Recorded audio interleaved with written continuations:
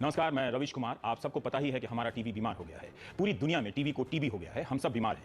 मैं किसी दूसरे को बीमार बताकर खुद को डॉक्टर नहीं कह रहा। बीमार मैं भी हूं। पहले हम बीमार हुए, अब आप हो रहे हैं। आप में से कोई ना कोई रोज हमें मारने, पीटने और जिंदा जला देने का पत्र लिखता रहता है। उसके भीतर का जहर कहीं हमारे भीतर से तो नहीं पहुंच रहा है।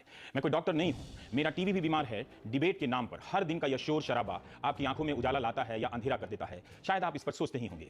डिबेट से जवाबदेही तय होती है, लेकिन जवाबदेही के नाम पर अब निशानदेही हो रही है, टारगेट किया जा रहा है। इस डिबेट का आगमन हुआ था मुद्दों पर समझ साफ करने के लिए, लेकिन जल्दी ही डिबेट जनमत की मौत का खेल बन गया। जनमत एक मत का नाम नहीं है। जनमत में कई मत होते हैं, मगर यह डिबेट टीवी जनमत की वैरायटी को मार रहा है। एक जनमत का राज कायम करने में जुट गया है। जिन एंकरों और प्रवक्ताओं की अभिव्यक्ति की कोई सीमा नहीं है, वो इस आजादी की सीमा आपके लिए तय करना चाहते हैं। कई बार ये सवाल खुद से और आपसे करना चाहिए कि हम क्या दिखा रहे हैं, आप क्यों देखते हैं। आप कहेंगे आप जो दिखाते हैं हम देखते हैं, और हम कहते हैं आप जो देखते हैं वो हम दिखाते हैं। इसी में कोई नंबर 1 है तो कोई मेरे जैसा नंबर 10 है, कोई टॉप है तो कोई मेरे जैसा फेल है। अगर टीआरपी हमारी मंजिल है तो इसके हम सफर आप क्यों हैं? क्या टीआरपी आपकी भी मंजिल है? इसलिए हम आपको टीवी की उस अंधेरी दुनिया में ले जाना चाहते हैं, जहां आप तन्हा उस शोर को सुन सकें, समझ सकें, उसकी उम्मीदों और खौफ को जी सकें जो हम एंकरों की जमात रोज पैदा करती है। आप इस चीख को पहचानिए, इस चिल्लाहट को समझिए, इसलिए मैं आपको अंधेरे में ले जा रहा हूं। कोई तकनीकी खराबी नहीं है, आपका सिग्नल बिल्कुल ठीक है। ये अंधेरा ही आज के टीवी की तस्वीर है। हमने जानबूझकर ये अंधेरा किया है। समझिए, आपके ड्राइंग रूम की बत्ती बुझा दी गई है और मैं अंधेरे के उस एकांत में सिर्फ आपसे बात कर रहा हूँ। मुझे पता है आज के बाद भी मैं वही करूँगा जो कर रहा हूँ। कुछ नहीं बदलेगा, ना मैं बदल सकता हूँ। मैं यानी हम एंकर, तमाम एंकरों में एक मैं। हम एंकर चिल्लाने लगे हैं, धमकाने लगे हैं। जब हम बोलते हैं तो हमारी नसों में खून दौड़ने लगता है। हमें देखते देखते आपकी रगों का खून गर्म होने लगता है। धारणाओं के बीच जंग है, सूचनाएं कहीं नहीं हैं भी तो बहुत कम। हमारा काम तरह तरह से सोचने में आपकी मदद करना है। जो सत्ता में है उससे सबसे अधिक सख्त सवाल पूछना है। हमारा काम ललकारना नहीं है, फटकारना नहीं है, दुत्कारना नहीं है, उकसाना नहीं है, धमकाना नहीं है, पूछना है। अंत अंत तक पूछना है। इस प्रक्रिया में हम कई बार गलतियां कर जाते हैं, आप माफ भी कर देते हैं, लेकिन कई बार ऐसा लगता है कि हम गलतियां नहीं कर रहे हैं, जानबूझकर ऐसा कर रहे हैं। इसलिए हम आपको इस अंधेरी दुनिया में ले आए। आप हमारी आवाज को सुनिए, हमारे पूछने के तरीकों में फर्क कीजिए। परेशान और हताश कौन नहीं है? सबके भीतर की हताशा को हम हवा देने लगें तो आपके भीतर भी गर्म आंधी चलने लगेगी, जो एक दिन आपको भी जला देगी। जेएनयू की घटना को जिस तरह से टीवी चैनलों में कवर किया गया है, उसे आप अपने अपने दल की पसंद के हिसाब से मत देखिएगा। उसे आप समाज और संतुलित समझ की प्रक्रिया के हिसाब से देखिए। क्या आप घर में इसी तरह से चिल्लाकर अपनी पत्नी से बात करते हैं, अपने दोस्त से बात करते हैं? क्या आपके पिता इसी तरह से आपकी मां पर चीखते हैं? क्या आपने अपनी बहनों पर इसी तरह से चीखा है? ऐसा क्यों है कि एंकरों का चीखना बिल्कुल ऐसा ही लगता है? प्रवक्ता भी एंकरों की तरह धमका रहे हैं। सवाल कहीं और छूट जाता है, जवाब की परवाह किसी को नहीं होती। मारो मारो, पकड़ो पकड़ो की आवाज आने लगती है। 1-2 बार मैं भी गुस्साया हूँ, चीखा हूँ और चिल्लाया हूँ। रात भर नींद नहीं आई, तनाव से आंखें तनी रहीं। अक्सर सोचता हूं कि हमारी बिरादरी के लोग कैसे चीख लेते हैं, चिल्ला लेते हैं। अगर चीखने चिल्लाने से जवाबदेही तय होती तो रोज प्रधानमंत्री को चीखना चाहिए, रोज सेनाध्यक्ष को टीवी पर आकर चीखना चाहिए, हर किसी को हर किसी पर चीखना चाहिए। क्या टीवी को हम इतनी छूट देंगे कि वो हमें बताने की जगह धमकाने लगे? हम में से कुछ को छांट कर भीड़ बनाने लगे और इस भीड़ को ललकारने लगे कि जाओ उसे खींच कर लाओ और मार दो, वो गद्दार है, देशद्रोही है। एंकर क्या है? जो भीड़ को उकसाता हो, भीड़ बनाता हो, वो क्या है?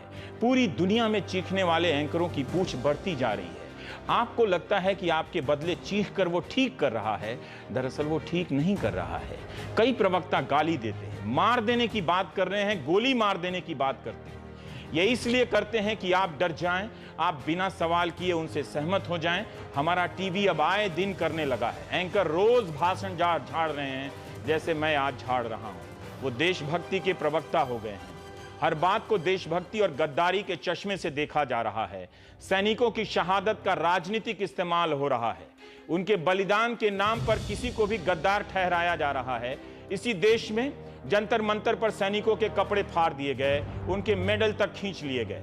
उन सैनिकों में भी कोई युद्ध में घायल हुआ है, किसी ने अपने शरीर का हिस्सा गंवाया है।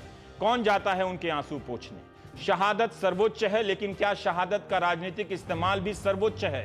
कश्मीर में रोजाना भारत विरोधी नारे लगते हैं। आज के इंडियन एक्सप्रेस में किसी पुलिस अधिकारी ने कहा है कि हम रोज गिरफ्तार करने लगे तो कितनों को गिरफ्तार करेंगे। बताना चाहिए कि कश्मीर में पिछले 1 साल में पीडीपी बीजेपी सरकार ने क्या कितनों को भारत विरोधी नारे लगाने वालों को गिरफ्तार किया है, उनकी संख्या क्या है? वहां तो आए दिन कोई पाकिस्तान के झंडे दिखा देता है, कोई आतंकवादी संगठन आईसिस के भी। कश्मीर की समस्या का भारत के अन्य हिस्सों में रह रहे मुसलमानों से क्या लेना देना है? कोई लेना देना नहीं। कश्मीर की समस्या इस्लाम की समस्या नहीं है। कश्मीर की समस्या की अपनी जटिलता है, उसे सरकारों पर छोड़ देना चाहिए। पीडीपी अफजल गुरु को शहीद मानती है। पीडीपी ने अभी तक नहीं कहा कि अफजल गुरु वही है जो बीजेपी कहती है, यानी आतंकवादी है। इसके बाद भी बीजेपी पीडीपी को अपनी सरकार का मुखिया चुनती है। यह भी दुखद है कि इस बेहतरीन राजनीतिक प्रयोग को जेएनयू में कुछ छात्रों को आतंकवादी बताने के नाम पर कमतर किया जा रहा है। बीजेपी ने कश्मीर में जो किया वो एक शानदार राजनीतिक प्रयोग है। इतिहास प्रधानमंत्री मोदी को इसके लिए अच्छी जगह देगा। हाँ, उसके लिए बीजेपी ने अपने राजनीतिक सिद्धांतों को कुछ समय के लिए छोड़ा, उसे लेकर सवाल होते रहेंगे। अफजल गुरु अगर जेएनयू में आतंकवादी है तो श्रीनगर में क्या है? इन सब जटिल मसलों को हम हाँ या ना की शक्ल में बहस करेंगे तो तर्कशील समाज नहीं रह जाएंगे, एक भीड़ बन जाएंगे। यह लोकतंत्र के लिए अच्छा नहीं है। बहरहाल, अब जब चैनलों की दुनिया में हर नियम धाराशाही हो गए हैं, पहले हमें सिखाया गया था कि जो भड़काने की बात करे, उकसाने की बात करे, सामाजिक द्वेष फैलाने की बात करे, उसके बयान न दिखाना है, उसका बयान न दिखाना है, न छापना है। अब क्या करेंगे जब एंकर ही इस तरह की बात कर रहे हैं, प्रवक्ताओं को कुछ भी बोलने की छूट दे रहे हों? कन्हैया के भाषण के वीडियो को चैनलों ने खतरनाक तरीके से चलाया। बिना जांच किए कि कौन सा वीडियो सही है, उसे चला दिया गया। अब टीवी टुडे और एबीपी चैनल ने बताया है कि वीडियो फर्जी हैं। कुछ वीडियो में काट छांट है तो किसी में ऊपर से नारों को थोपा गया है।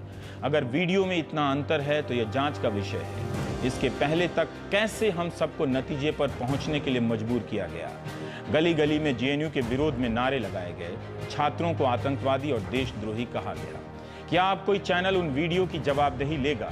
क्या अब हम एंकर उतने ही घंटे चीख कर बताएंगे कि वीडियो सही नहीं है, विवादित थे?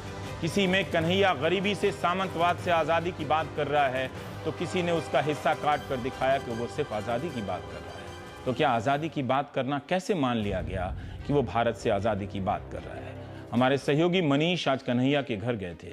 इतना गरीब परिवार है कि उनके पास पहुंचे तमाम पत्रकारों को चाय पिलाने की हैसियत नहीं। उन्हें मुश्किल में देख मनीष कुमार वापस चले गए। इस गरीबी को झेलने वाला कोई छात्र नेता अगर गरीबी से आज़ादी की बात नहीं करेगा तो क्या उद्योगपतियों की गोद में बैठे हमारे राजनेता करेंगे? कन्हैया कुमार की तस्वीरों को बदल बदल कर चलाया गया ताकि लोग उसे एक आतंकवादी और गद्दार के रूप में देख सकें। एक तस्वीर में वो भाषण दे रहा है तो उसी तस्वीर में पीछे भारत का कटा छटा झंडा जोड़ दिया गया, फोटोशॉप नक्शा जोड़ दिया गया। फोटोशॉप तकनीक से आजकल खूब हो रहा है। यह कितना खतरनाक है। सोशल मीडिया पर कौन लोग समूह बनाकर इसे हवा दे रहे हैं? कौन लोग सबूत और गवाही से पहले उमर खालिद को आतंकवादी गद्दार बताने लगे हैं?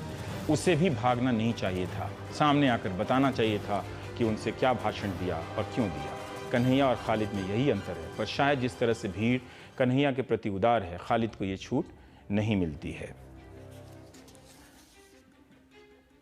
अब अगर उसका वीडियो फर्जी निकल गया तो क्या होगा? क्या वीडियो के सत्यापन का इंतजार नहीं किया जाना चाहिए?